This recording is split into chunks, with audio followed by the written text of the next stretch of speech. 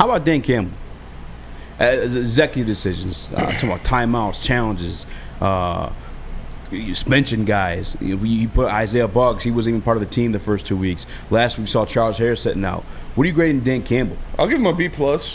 I mean, he hasn't done anything really egregious, and it's helped. He had that bad challenge, but that didn't really hurt the Lions, and his game management has been improved. His clock management has been improved from last year. So I'm happy with what Dan Campbell has been doing, and obviously he's an expert at rallying the troops and getting the guys going, which is a main factor of what he does. So I'm going to give him a B+.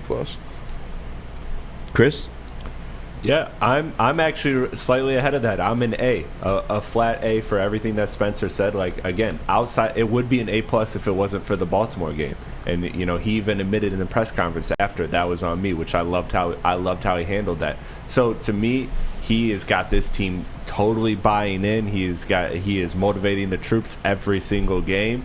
And like you said, there's not a lot of things we can point to. There's not a Minnesota that we can point to this year yet so far. And he's shown a lot of progression to me in his play calling, or not play calling, sorry, but his decision making and his, like Spencer said, clock management, everything. So yeah, an A, because I think he's a one-of-one coach. I mean, how many times do we see this around the league?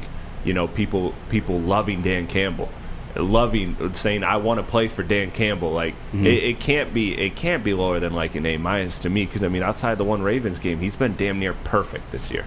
Yeah, I mean, see, I think I'm C+B.